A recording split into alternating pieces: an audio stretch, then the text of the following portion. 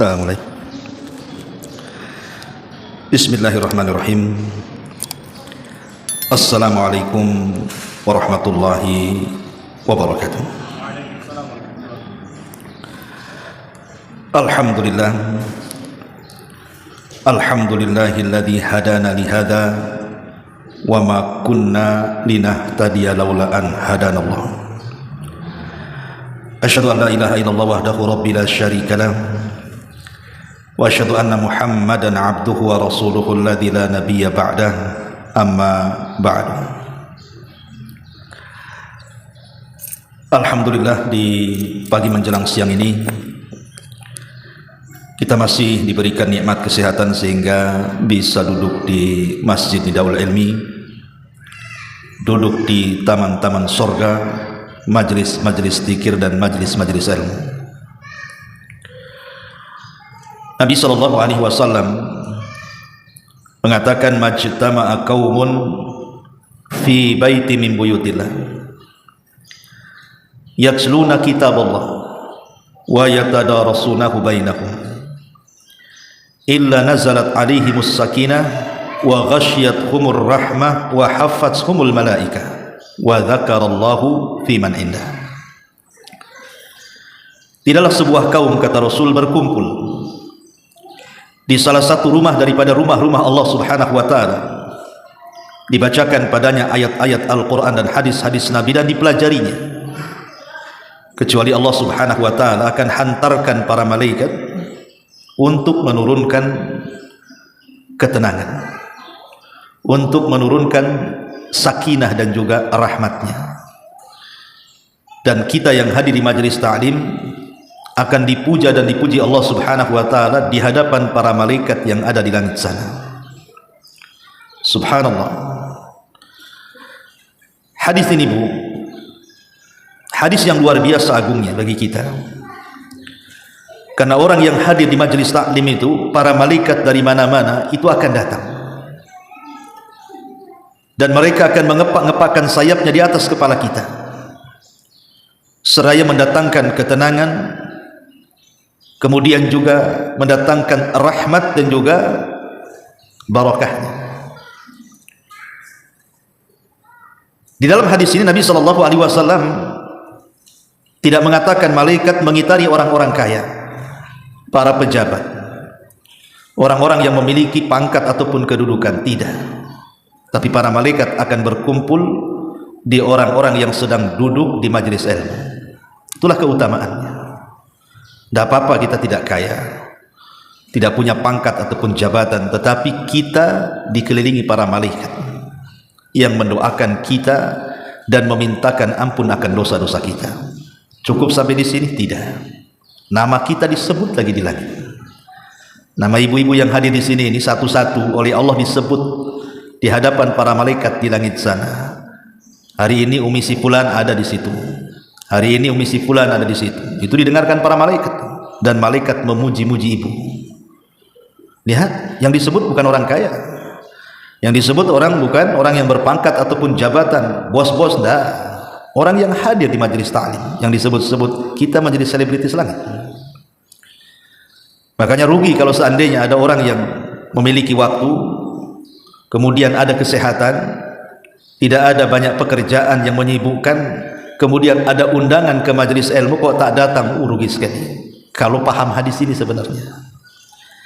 Karena hanya semata-mata ibu datang dari rumah ke sini duduk saja, kemudian selesai mendengarkan pengajian, ya kurang lebih 1 jam itu, kemudian ibu pulang, itu dosa ibu sudah diampuni itu. Kata Nabi SAW, kumu maghfuran lakum, pergilah kalian, dosa kalian sudah diampuni dan Allah sudah ganti keburukan kalian dengan kebaikan, kata Rasul. Luar biasa, Bu, ya. Duduk di majelis taklim itu luar biasa. Ustadz, tapi saya datang habis itu tidur pula, Ustadz.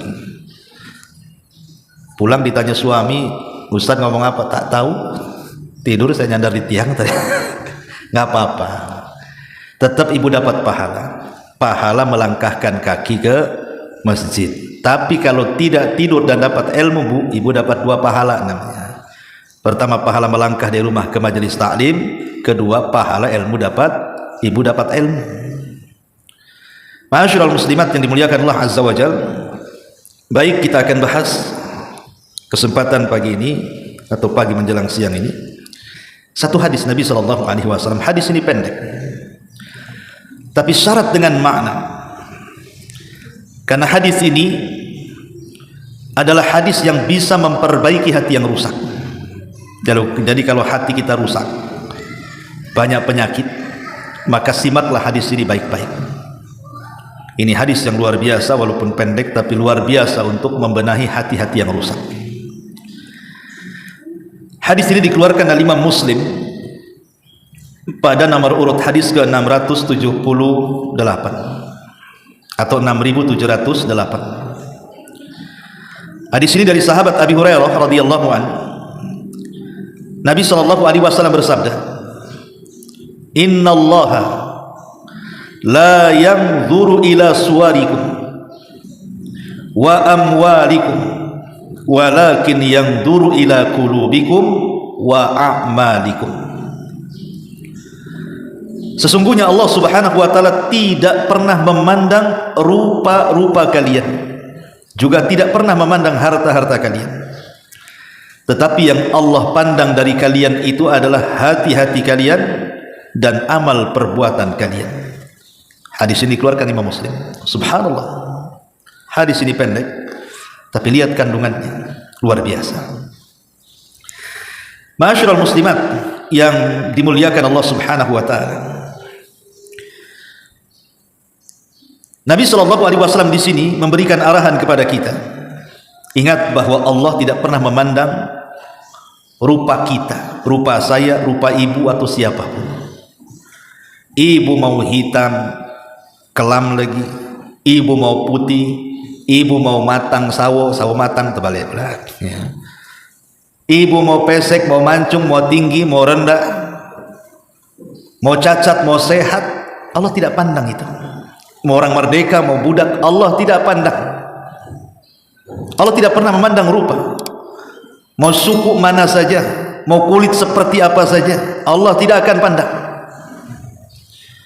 Dan Allah juga tidak memandang harta. Mau kaya sekali, mau punya perusahaan di mana-mana, mau punya uang miliaran di mana-mana, mau jadi big boss atau apalah namanya, punya jabatan, pangkat, kedudukan, dimuliakan di mata manusia, Allah tak pandang itu semua. Allah tidak memandang. Lalu apa yang jadi pandangan Allah kepada kita? Rasulullah SAW katakan, walakin yanzuru ila qulubikum wa a'malikum. Yang Allah pandang itu hati kita, kemudian setelah hati amalan kita.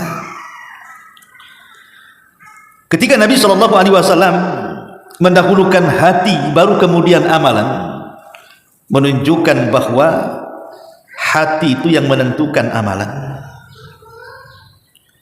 Sehebat apapun orang beramal, sholatnya, puasanya, zakatnya, hajinya, baca Qur'annya, zikirnya, silaturahimnya, sebutkan amalan-amalan badan. Serajin apapun orang itu belum bisa mendapatkan predikat takwa. Sehebat apapun orang beramal dengan amalan badan itu tidak bisa mengangkat kepada predikat takwa. Tetapi yang menentukan takwa dan tidaknya orang beramal itu adalah hatinya. Itulah yang kemudian Nabi SAW mengatakan, at-taqwa hahuna, takwa itu di sini, kemudian diisyaratkan ke hatinya. Karena percuma orang rajin sholat tetapi hatinya tidak untuk Allah Subhanahu wa taala. Sholatnya untuk manusia, sholatnya untuk kepentingan dunia, dan ibadah yang lainnya juga sama. Makanya di sini kenapa yang diperhatikan pertama sebelum amalan itu hati dulu, tata dulu keikhlasan kita, tata dulu ketakwaan kita kepada Allah Azza wa Jal, baru setelah itu kita beranjak kepada amalan, supaya amalnya itu selaras dengan hatinya. Hadis ini sebenarnya semakna dengan firman Allah Subhanahu wa taala dalam surah Al-Hujurat ayat 13, di mana Allah Subhanahu wa taala mengatakan, ya ayyuhan nas inna khalaqnakum min dzakarin wa untha wa ja'alnakum syu'uban wa qabaila lita'arafu inna akramakum indallahi atqakum. Wahai manusia, kami ciptakan kalian itu ada laki-laki, ada perempuan, dan kami jadikan kalian bersuku-suku, berkabilah-kabilah, supaya kalian saling mengenal. Kemudian di ujung ayat Allah mengatakan, sesungguhnya orang yang paling mulia di sisi Allah, siapa mereka? Orang kaya? Bukan. Para pejabat? Bukan. Para pemimpin? Bukan juga. Siapa orang yang paling mulia di sisi Allah? Allah katakan atqakum, orang yang paling bertakwa di antara kalian. Jadi tidak perlu kecil hati. Enggak masalah pamannya Allah tidak memberikan kekayaan yang banyak kepada kita, pangkat dan jabatan. Tak ada masalah. Bagi seorang muslim tak ada masalah. Yang penting Allah Subhanahu wa taala menganggap kita ini hamba-hambanya yang bertakwa. Masyaallah muslimat yang dimuliakan Allah Subhanahu wa taala. Dari hadis ini kita tahu bahwa Allah tidak pernah memandang fisik. Allah tidak pernah memandang harta. Tapi yang Allah Subhanahu wa taala pandang adalah hati seseorang. Maka jangan pernah memuliakan orang karena dunia, jangan pula menghinakan manusia karena tidak ada dunia. Ini penting. Ibu jangan memuliakan orang itu karena dunianya. Oh, karena dia kaya kita hormati, karena dia pejabat kita hormati lebih lagi.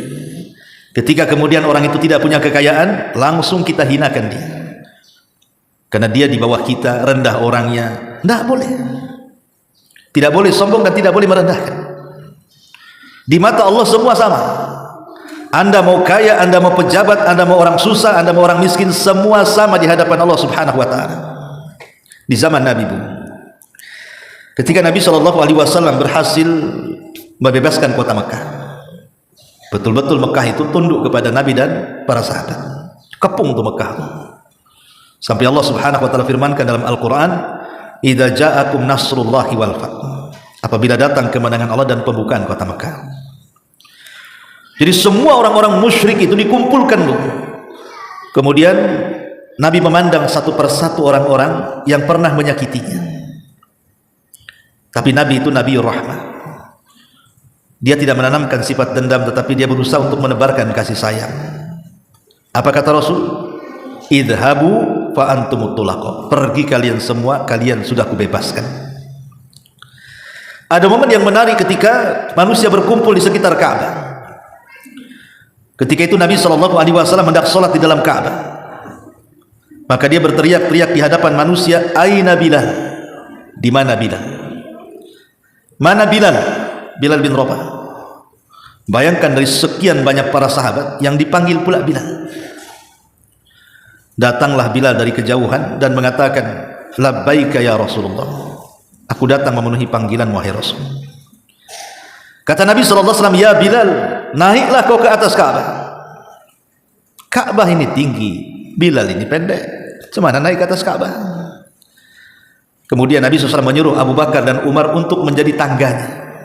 Bayangkan badan Abu Bakar dan badan Umar menjadi tangga pijakan Bilal supaya bisa naik di atas Ka'bah. Ketika kemudian Bilal mulai menginjak anggota badan Abu Bakar dan juga Umar supaya bisa naik ke atas Ka'bah untuk mengumandangkan azan pertama kali di Mekah. Tentu manusia menyaksikan di sini bagaimana seorang hamba sahaya Bilal yang tidak punya harta, kedudukan, pangkat, jabatan, kepemimpinan, dan dia seorang budak Habasyah, orangnya juga hitam, kelam. Tapi Allah tidak pernah memandang rupa, Allah tidak pernah memandang harta. Yang Allah pandang hati dan amalan. Manusia memandang sampai ada yang mencemooh Bilal bin Rabah. Maka mulailah Bilal kemudian di atas Ka'bah, semua di bawahnya, termasuk Nabi ada di bawah, dia di atas. Maka Bilal mulai mengumandangkan azan, dan itu azan pertama. Kenapa Nabi SAW melakukan hal yang seperti itu di hadapan masyarakat Mekah ketika pengepungan Mekah itu? Nabi ingin menunjukkan kepada penduduk Mekah dengan memerintahkan Bilal untuk naik ke atas Ka'bah lewat pundak Abu Bakar dan Umar sampai di atas Ka'bah, dan dia teratas semuanya di bawah. Rasul ingin katakan Islam itu seperti ini. Islam itu seperti ini. Bahwa kemuliaan itu bukan karena dunia. Kemuliaan itu bukan karena pangkat ataupun jabatan. Sebagaimana hina itu karena tidak ada dunia. Bukan berarti hina itu karena tidak punya pangkat, jabatan atau orang rendahan. Islam tidak pernah memandang itu. Walaupun Bilal budak Habasyah berkulit hitam, tapi karena hatinya penuh dengan ketakwaan, maka dia jauh lebih mulia dibandingkan Abu Jahal yang kaya raya, dibandingkan Umayyah bin Khalaf, dibandingkan Abu Lahab dan orang-orang besar lainnya. Kenapa Bilal bisa lebih mulia di antara mereka? Karena itu yang dipandang Allah. Allah hanya memandang hati, dan Allah hanya memandang amalan kita. Satu hari disebutkan dalam sebuah hadis yang dikeluarkan Imam Bukhari, seorang laki-laki lewat di hadapan Rasul. Maka beliau pun bertanya kepada para sahabatnya, bagaimana pendapat kalian tentang orang yang lewat itu? Lah, kebetulan orang yang lewat itu orang kaya, yang punya jabatan dan kedudukan. Maka sahabat langsung mengatakan, hariyun in khataba an yunka, wa in syafa'a an yushfa, wa in qala an yustama. Kata para sahabat, Rasul, orang itu bukan orang biasa yang lewat itu. Dia kalau meminang seorang wanita, layak untuk diterima pinangannya. Kalau dia meminta perlindungan, layak untuk dipenuhi perlindungannya. Kalau dia bicara, layak untuk didengar kata-katanya. Kemudian Rasul terdiam. Selepas orang ini lewat, datang pula orang lain lewat.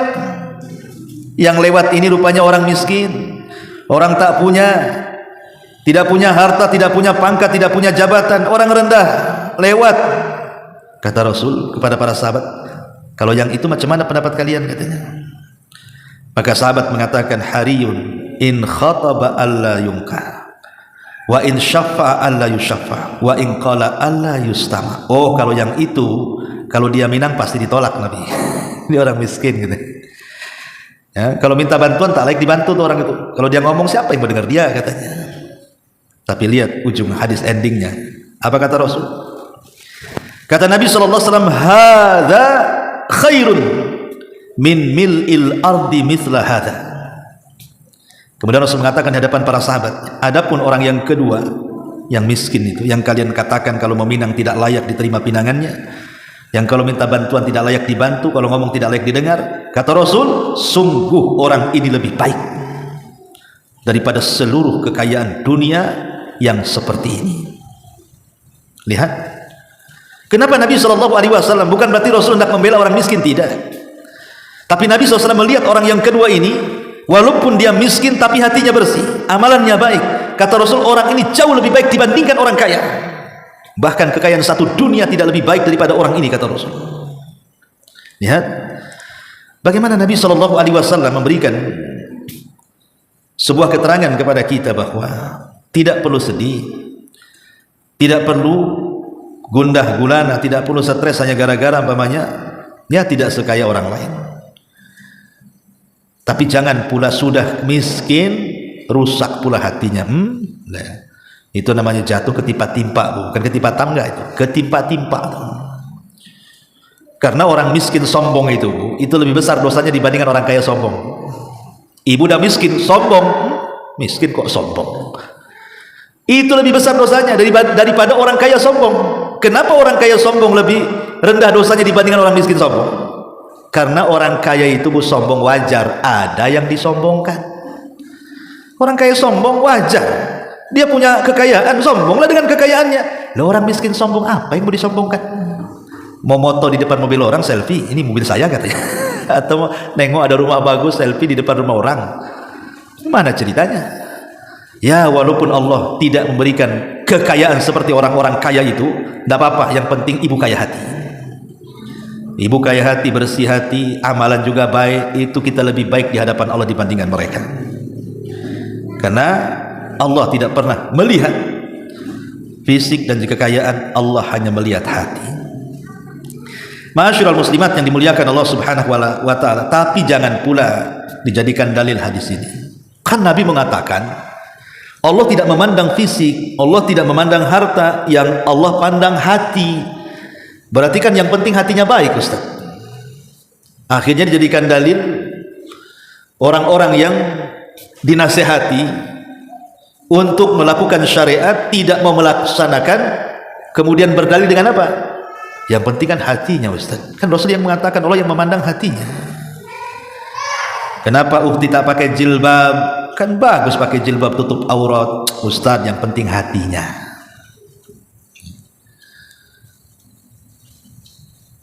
Kalau bisa itu ya sholatlah. Kan yang penting hatinya, Ustaz. Banyak orang sholat itu jelek hatinya katanya. Lah itu pula dia.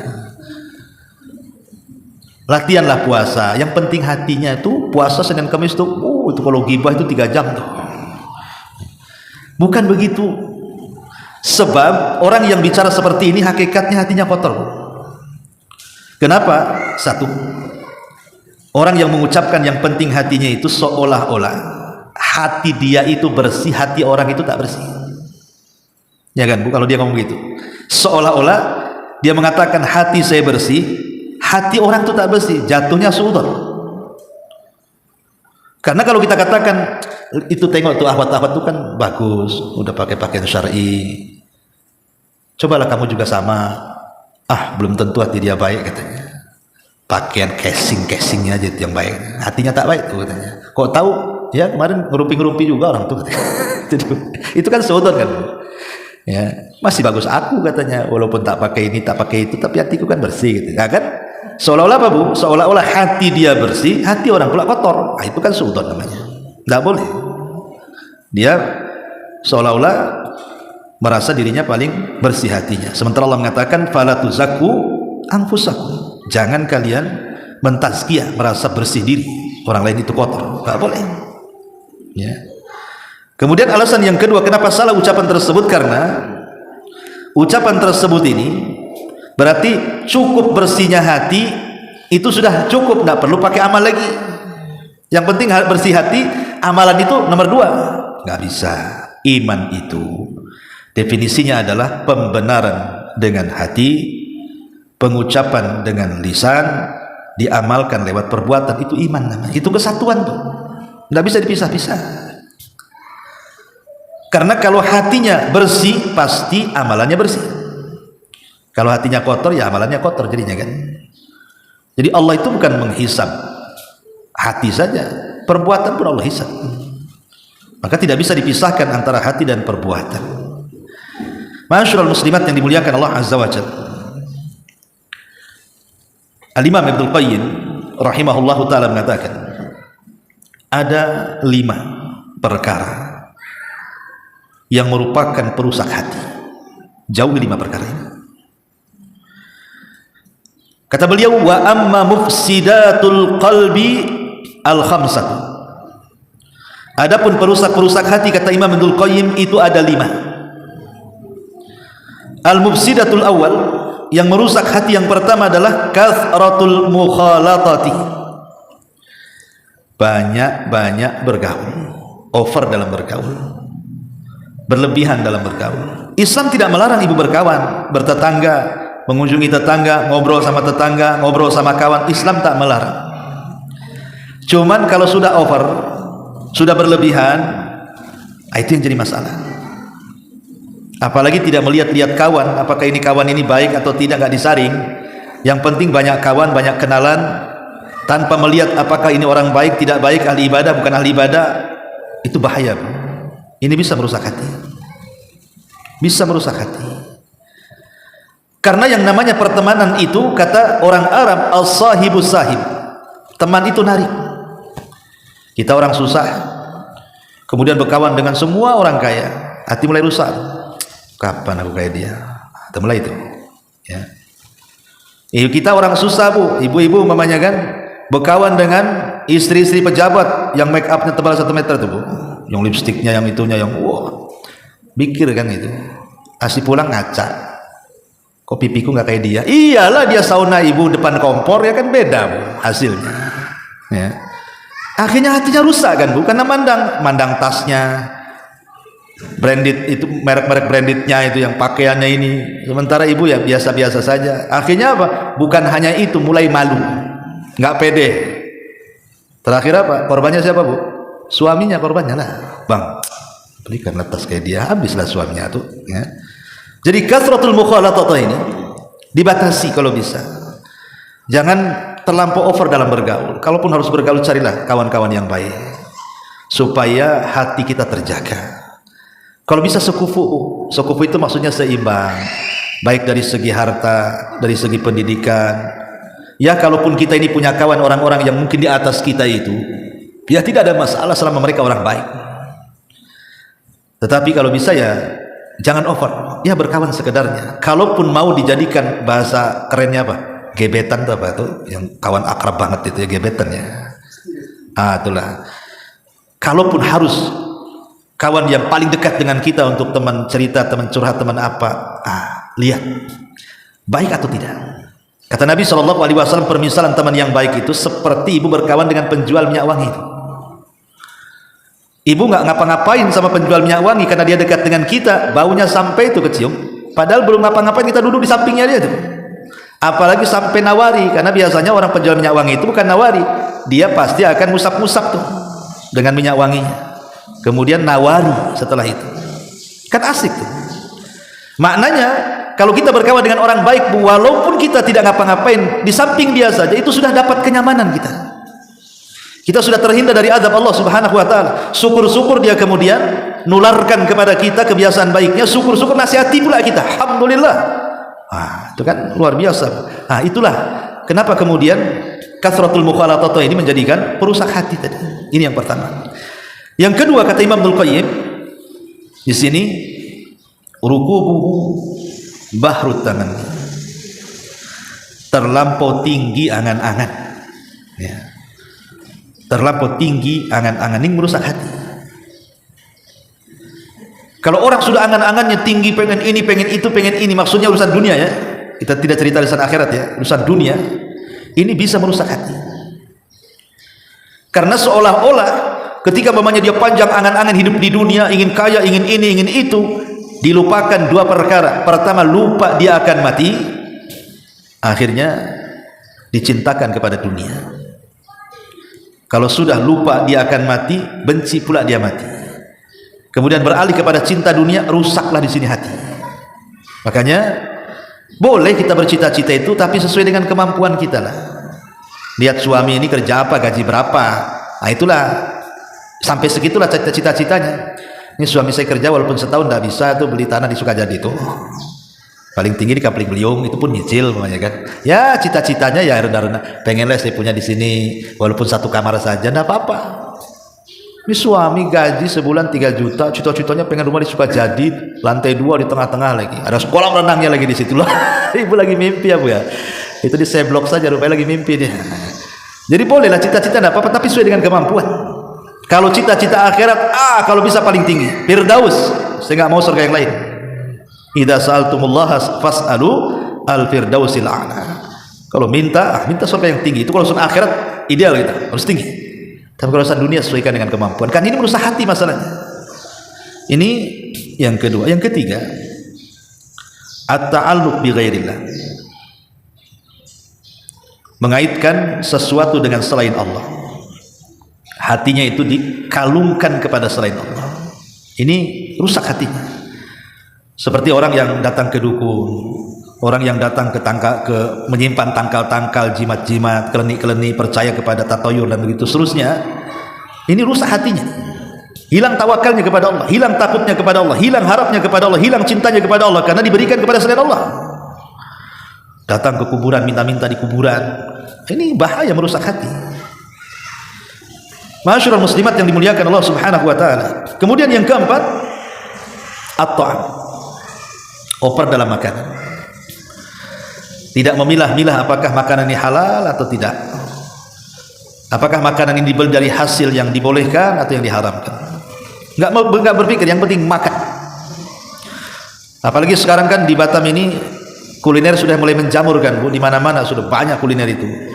Dari ujung Nongsa sampai ujung Sekupang tuh Bu. Ujung ke ujung tuh kuliner itu di mana-mana. Hati-hati Bu. Apalagi sekarang kan sifatnya COD kan Bu. Ibu kalau lapar, malas masak, COD aja lah. Ibu tahu nggak itu yang di apa namanya di GoFood itu kan? Kan nama-nama warung makan tuh banyak tuh. Di situ gambarnya memukau kan, walaupun kadang-kadang lain yang dipesan lain yang datang kan ya. Tapi ibu berpikir nggak tentang halal haramnya di situ? Siapa yang punya warung ini? Ya, apa masakannya? Terkadang ada warung-warung itu yang mungkin ditulis di menu itu kita tidak tahu, mungkin masaknya pakai homer, ya, atau mungkin maaf ada daging babinya, atau minyak babinya atau apanya kan yang kita tidak tahu. Lah ini jadi perhatian, makanya Allah mengatakan falyanzuril insan ila ta'ami.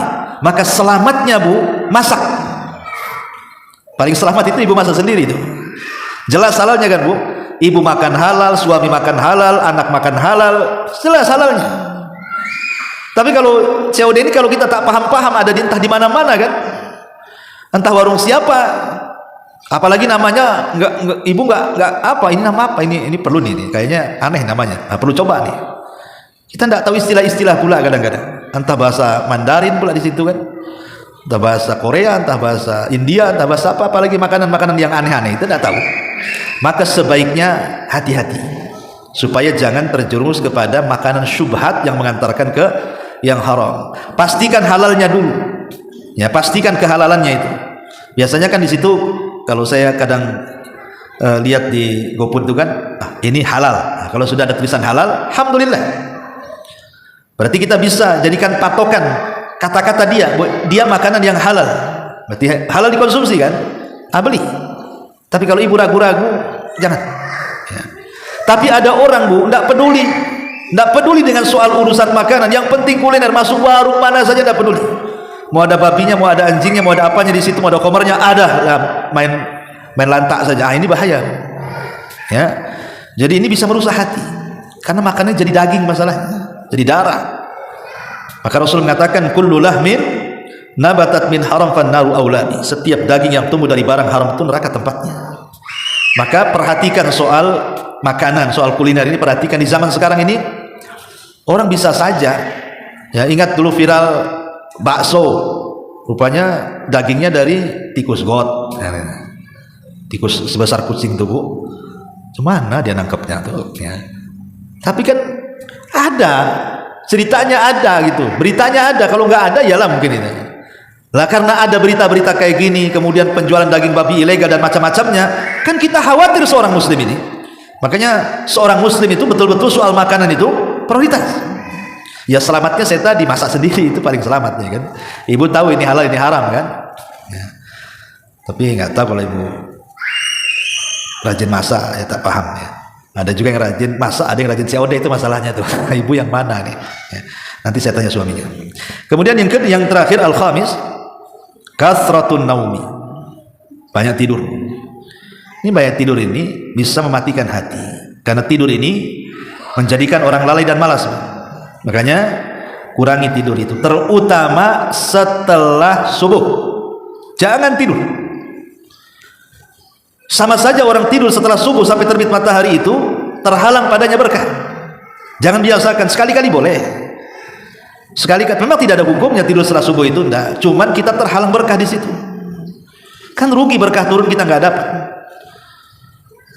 Sementara di waktu-waktu harusnya kita tidur, tak tidur pula pada isya gitu ya. Harusnya kita tidur, malah begadang sampai jam 1, jam 2 tidur, subuh bablas kan itu. Jadi ini 5 perkara kata Al-Imam Ibnul Qayyim rahimahullahu ta'ala yang bisa merusak hati. Saya ulangi, yang pertama kathratul mukhalaqah, terlampau banyak bergaul tanpa memilah dan memilih baik tidaknya. Yang kedua, terlampau tinggi angan-angan tanpa tahu apakah dia mampu mencapainya atau tidak, catatan angan-angan dunia. Yang ketiga, hati selalu bergantung kepada selain Allah subhanahu wa ta'ala, tidak tawakal kepada Allah, ini juga merusak hati. Yang keempat, banyak makan, over dalam makanan, dan tidak kemudian berusaha untuk memilah-milah apakah ini haram atau halal, atau cara mendapatkannya halal atau haram, main lantak saja. Kemudian banyak tidur. Inilah 5 perkara kata Al-Imam Ibnul Qayyim rahimahullahu ta'ala yang bisa merusak hati. Lalu bagaimana obatnya? Maka Imam Ibnul Qayyim juga menyebutkan obatnya. Beliau mengatakan dalam kitabnya Ighatsatul Lahfan, Banyak perkara-perkara yang bisa mengobati hati. Tetapi yang paling penting adalah 4 perkara. Yang paling penting itu 4 perkara. Pertama, obati hati bil Qur'anil Karim, dengan membaca dan mempelajari Quran. Karena Quran itu syifaun lima fis sudur, kata Allah. Dia adalah obat bagi penyakit-penyakit hati. Entah kesyirikan, entah keraguan-raguan, entah kekufuran, entah syubhat, entah syahwat. Sebutkan apa penyakit hati itu. Itu bisa diobati dengan Quran. Baca Quran, pelajari Al-Quran, karena Quran itulah sebagai obat. Yang kedua, kata beliau, ats-tsani ma yahfaz alaihi quwwatuhu, yang bisa menjaga kekuatan badannya dan juga kekuatan hatinya, dan itu dengan cara al-iman wal amalus salih wa amila awrad at-ta'at, memupuk keimanan. Terus keimanan dipupuk, diperbaharui dengan cara apa? Tingkatkan amal saleh, tingkatkan ketaatan-ketaatan, dari yang wajib mulai meningkat yang sunnah. Dari sholat wajib kita sudah berusaha tepat waktu, mulai ditingkatkan ke yang sunnah. Mulailah rawatibnya, mulailah tahajudnya, mulailah duhanya, dan begitu seterusnya. Dari puasa wajib Ramadan, mulailah ke Senin Kemisnya, ke Daudnya, ke Ayyamul Bidnya. Mulai dari zakat, mulailah ke sedekahnya. Terus bertingkat. Itu bisa membenahi hati. Kemudian yang ketiga, berusaha menjauhi maksiat, karena maksiat itu bisa mengotori hati. Sekecil apapun maksiat tetap akan mengotori hati dengan meletakkan titik hitam di hatinya. Dan yang terakhir, memperbanyak istighfar dan taubat. Inilah 4 perkara yang bisa mengobati hati: Al-Quran, keimanan dan amal saleh, berusaha menjauhi maksiat dan semua penyimpangan, dan yang terakhir, berusaha untuk bertobat dan terus mengucapkan astagfirullah, astagfirullah. Maka dengan 4 perkara ini, kata Imam Ibnu Qayyim rahimahullahu taala, inilah anfa'u ilajil qalbi, paling bermanfaatnya obat untuk menyembuhkan penyakit hati. Wallahu a'lam bishawab. Ya, sampai di sini mudah-mudahan ada manfaatnya. Kita tutup dengan doa kafaratul majlis. Subhanaka bihamdika asyhadu an la ilaha illa anta astaghfiruka wa atubu ilaik. Allahu ta'ala alam. Assalamualaikum warahmatullahi wabarakatuh.